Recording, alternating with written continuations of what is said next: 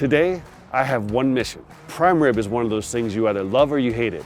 Today, I'm gonna make a delicious prime rib and I'm gonna convert all the haters. Let's get into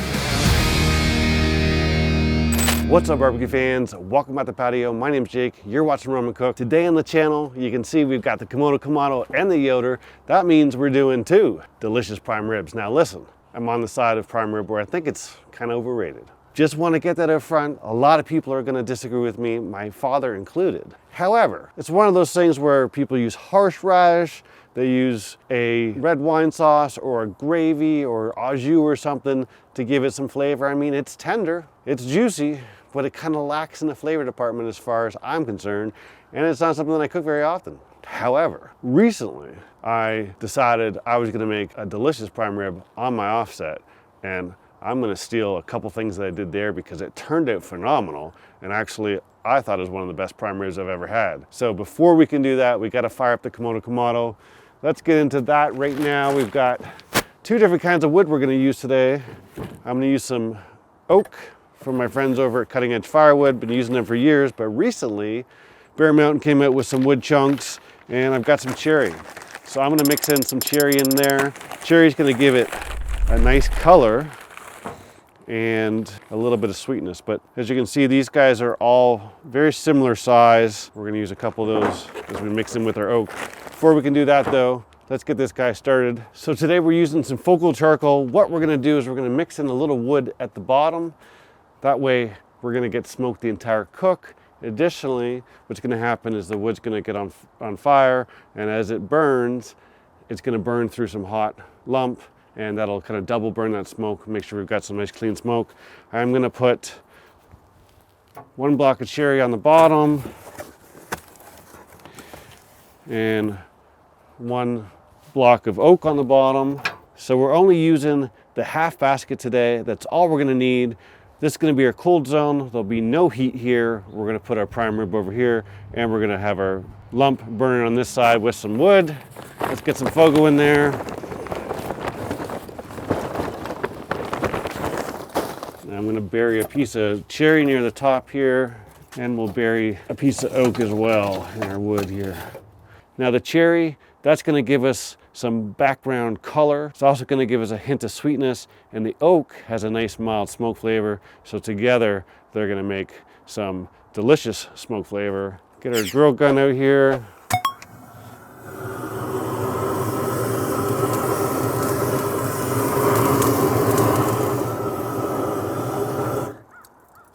Only about 30 seconds there. It is 37 degrees outside, so we're going to bring this up to temperature a little bit on the slower side. I'm going to put in our bottom rack here, and the reason we're putting our middle grate in there is we're going to put our smokeware just to help collect all that fat so it doesn't fall into our Kamado. Birds are excited. Now we're going to put on our top rack. We're going to close this guy up. So I've got some prep to do. We're going to let this get up to temperature a little slower since it's so cold up. So what I'm going to do is I'm just going to use this hole. This is actually going to be my cooking hole for the entire time. So we're just going to use a large hole on the right side. Since we're trying to get this up to temperature, we will open this up a couple turns and let it start to get heat soaked. And then in about maybe 10 minutes, we'll start to lock at our temperatures. As we start to get around 225, we'll back it down and then let it continue to get heat soaked until we're ready to put on the food. So we're sitting around 20 minutes. I turned on the Yoder. We dialed it up to 225 as well. That's going to be our target temperature for both of these cooks. And our smoke is starting to clear out there. We've got a little bit more time before smoke clears out. What we're going to do here is I've got some Bear Mountain oak pellets in the hopper, and in this guy, I've got some cherry. Now, if you watched my 11 secrets to maximizing your smoke on a pellet grill, I pulled out one of these guys and I shared one tip. This is okay to use, just don't overdo it. You can quickly get that bitter, acrid smoke if you use too much of this. Kind of my rule of thumb, if I'm gonna break this guy out, is no more than half the cook. So I filled this up, and because I'm using some oak and some cherry on the Kamado, I'm gonna do the same effect here.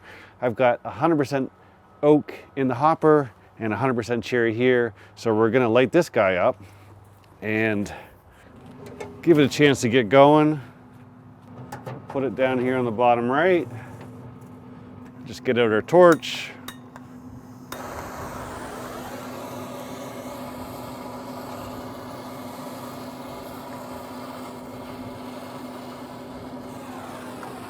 And I want a good amount of that burning, just so we can get pellets going. We're gonna let the fire, we've got a little bit of a flame here, we're gonna let that burn for a little bit. Now it is before noon, it's actually around 10:30 in the morning, so we are having some coffee, but in true rum and cook fashion, got a little clue in here. Don't wanna let you guys down. And we'll just blow that out. We'll let that get smoking for a little bit here. And then, probably in about 5 minutes or so, we'll bring out the star of the show and we'll get on the pit. Here's the co-stars of the show today. We've got prime rib, one without the bone, one with the bone.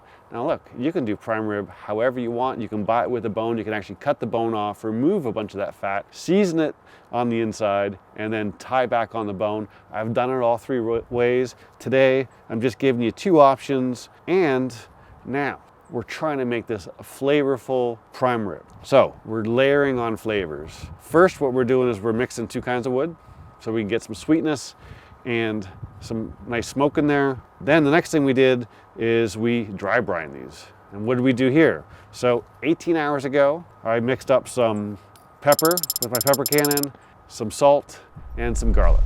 I went 1 part salt, 1.5 parts pepper, and 1/2 part garlic. Mixed that all up in a shaker. And then, before I did anything, I removed all the fat from the top, right? I wanted to expose all the meat. I want the seasoning to go in the meat. Now, I know there's some people out there that are having a heart attack. What, you removed the fat? Trust me when I tell you, when we get done layering flavor on here, it's gonna be delicious, it's gonna be tender, and we're gonna have a whole bunch of flavor in here, and you're gonna be happy with it. So, we mixed up our seasoning, we trimmed off our fat, we seasoned this guy all up, and then we threw it in the fridge for 18 hours. You can do 24, you can do 48.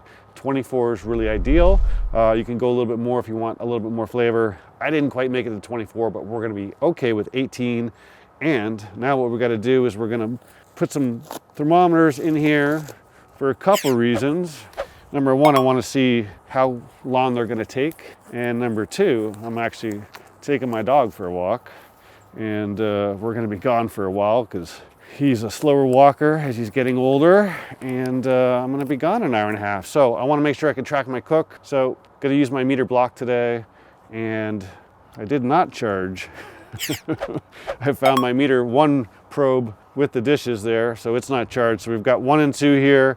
The meter block, used it for a while. The great thing about the block, I have the Meter Plus as well, but the block has got wireless repeater built into it. So now what's gonna happen is it's connected to my wireless, and I'm gonna be able to see it on my watch. When I'm walking, I'll be able to track the temperature of my Kimono Kamado, so I can make sure we don't get any temperature spikes. And the great thing is that it tells me how long each is gonna take. So we're gonna put 1 probe in each, right down the middle. Now, if you haven't used one of these before, there is a little line here. Make sure you put it into the line is there. I don't really care about my ambient temperature on my Yoder because obviously the computer's going to do the job for me. On this guy, I'm going to put the probe or the ambient temperature straight up and down so I can get an idea of where we're at. We're going to go in a thicker part of the meat here. There we go. Now what we're going to do is we're going to put these guys on the pit. First off, we'll throw the boneless guy up top. I'm going to go right in the middle. So you can see our cherry down there is burning away, adding some flavor to it. Now we've got to put this guy on the Kimono Kamado.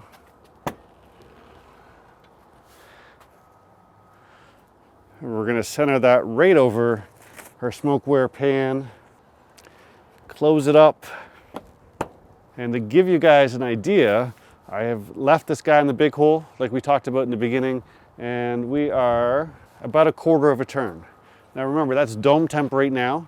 What we're gonna do is we're gonna use the meter to give us ambient temperature. So we're gonna go on our phone and we're gonna get probe number 2.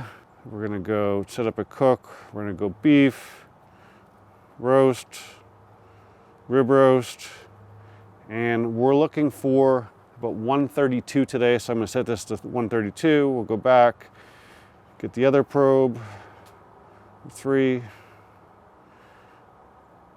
And now we're gonna see this guy track our cook. It's been about an hour and a half. Now what we're going to do is we're going to layer on a little flavor. And because we removed that fat, we want to add a little bit of moisture. So in my sprayer here, I have about 4 cups of water and 3 tablespoons of Worcestershire sauce. We're going to use this to give some moisture and a little bit of flavor. Let's have a look.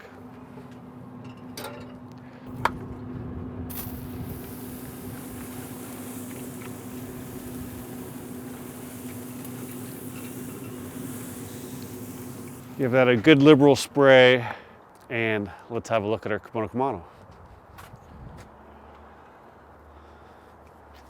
Looking good. A little bit of moisture all over the place here.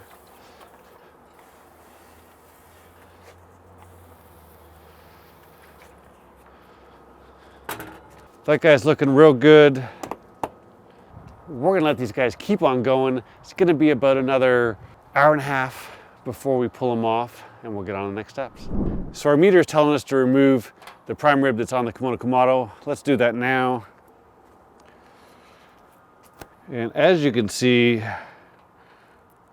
got some beautiful color on there. All sides, you can see some of that cherry really adding some color in there, which is exactly what we want to see. Now, just to give you an idea, for the last hour and a half, every 15 minutes, I spray with some of that water and Worcestershire sauce to try and get some more flavor into there. Now what we're gonna do is our Yoder has got about another 20 minutes left, and then we'll get it on the rack too. But we're gonna let these guys rest for a good 45 minutes. We're doing this for a reason. I wanna stop the cooking and let it sit where it is. Now I let this guy come up to 128. Which is actually going to let our temperatures probably finish around 135-ish, I would say. I bumped a little higher than the 132, but either way, we're going to have a nice bright pink center when we're done, which is exactly what we're looking for. I'm going to take this inside, then I'll show you what the Yoder looks like when we pull it off, and then we'll get on the next steps because we're layering some more flavor after this. Time to get the prime rib off that's on the Yoder.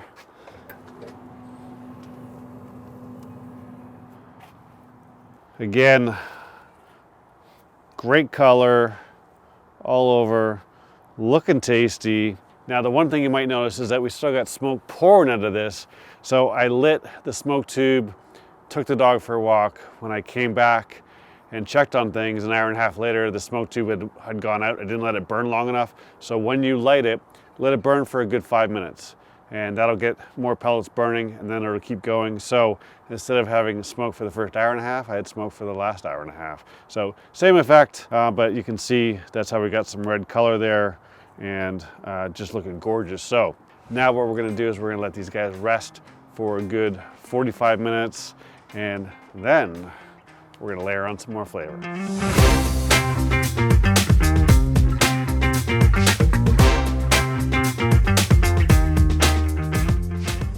So it's been about 45 minutes. Let me bring you up to speed. We pulled these guys off, let them rest, and then we started working on some clarified butter. Now, if you've never made clarified butter, it's super easy to make. All you do is you put some butter. I usually cut it up into small pieces so it heats up equally, and you slowly bring it up to temperature. Now, in this video, I didn't have enough Kerrygold butter to use, so I used a different type of butter. It's not as clear as it would be if you used like a higher end butter like a Kerrygold. But what happens here is you bring it up to temperature, and then you scoop off any fat, milk fats that rise to the top, and then the milk solids that follow the bottom. All that fat, what you do is now you pour it off into another container, and you keep the milk solids, the milk fats in the very bottom, discard them.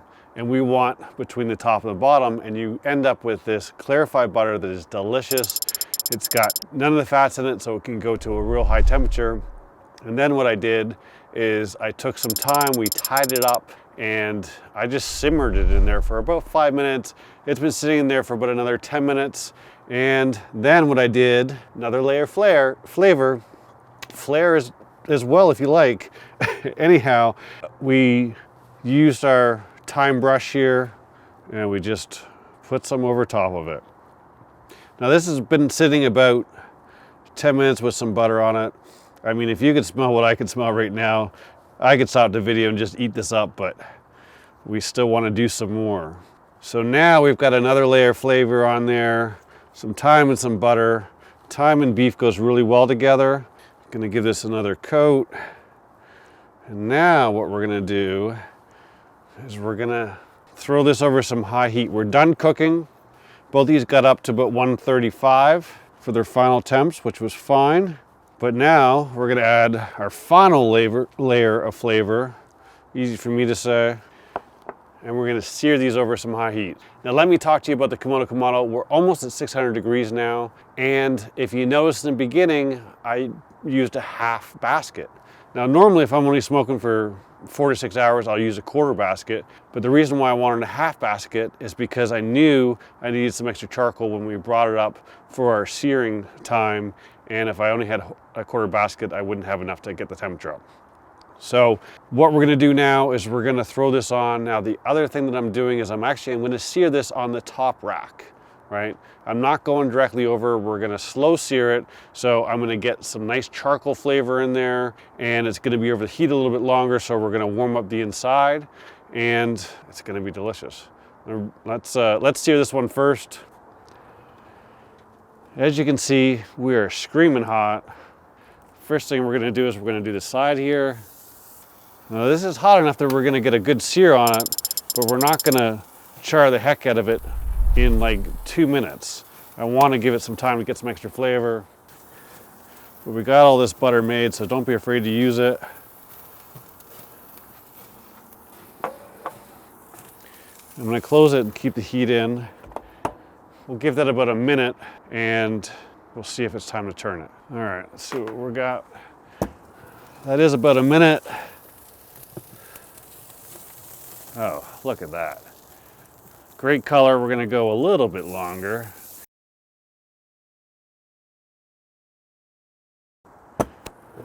Here we are at a total of 2 minutes. Look at that. That, my friends, is absolutely delicious. Let's do the other side. You know what, before we do that, we're gonna add a little bit more butter just to make sure we bring those flames up to us. And there we go. Let that go for a minute. There's a total of 2 minutes. Have a look at this guy. Perfect. So let's do the top here. Start with some butter.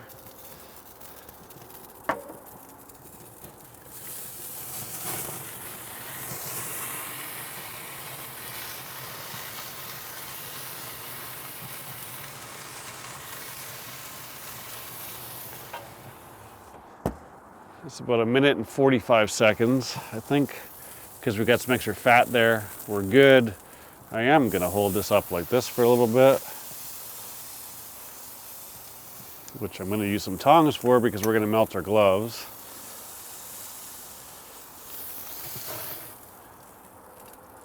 Good flavor on that. Don't forget the bottom, folks.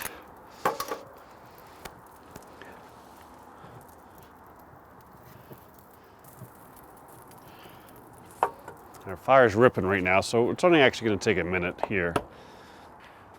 And here we are. Let's get this guy off. Woo! That is hot. Look at the color we got on that thing. Great color all the way around. The fat started to split away there.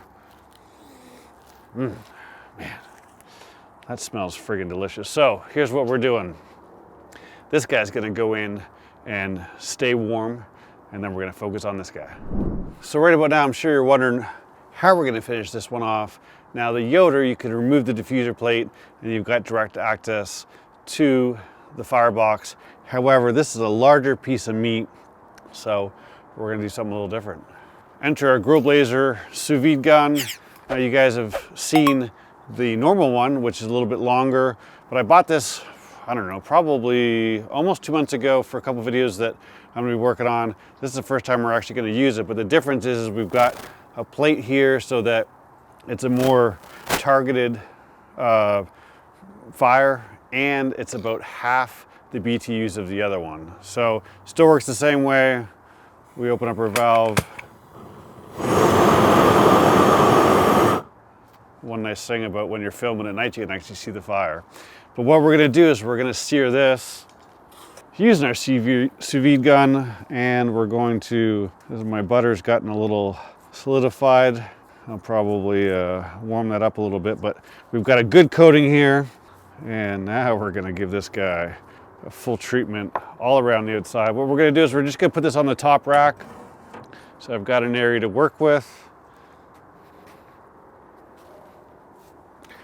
And just like over the fire, we'll use a little bit of butter to get a good sear.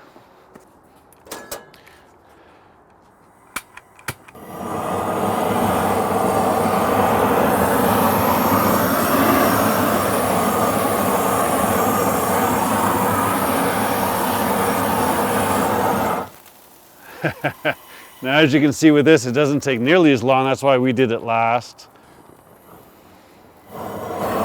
Now what we're going to do is we will turn this outside piece over, or sorry, we'll flip it upside down.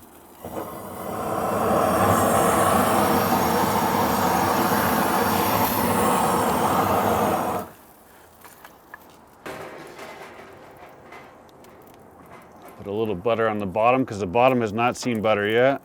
Tell you what, thyme, butter, and beef are delicious. We'll get this piece so we don't burn it.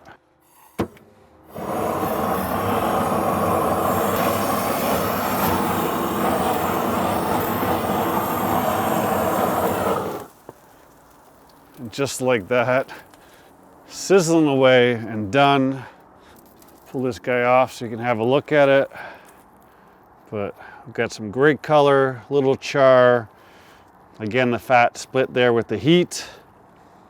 The great thing is this is already rested, so now all we gotta do is get the other one and give it a try.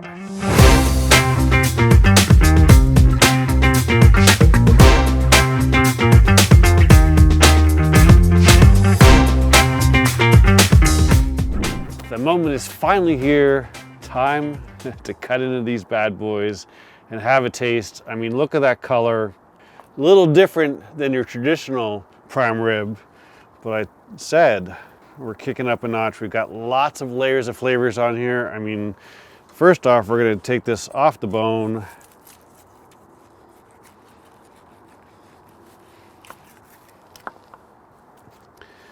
Now, that right there, my friends, is a delicious little snack. Who doesn't want to chew on that bone? But as you can see, I mean, great color. Exactly what we're looking for. And what we're gonna do actually is we'll cut this guy right down the center. And again, perfect color all day long. And pink, exactly what we're looking for.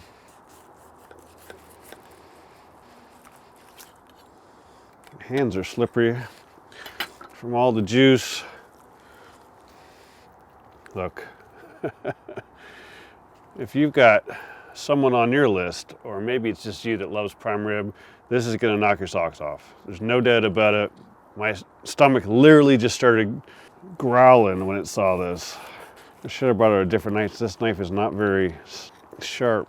And because my hands are so slippery from all the fat here, I'm trying to be extra cautious with it.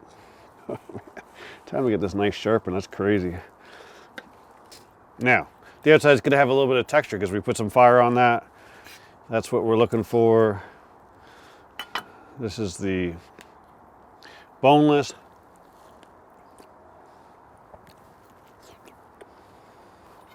It's a thing of beauty. The crust on that is absolutely delicious. Let's take some crust from the other one. For a guy who's not a big roast beef fan, prime rib, sorry. To me, I kind of lump them in the same category. I know that's almost criminal, but this is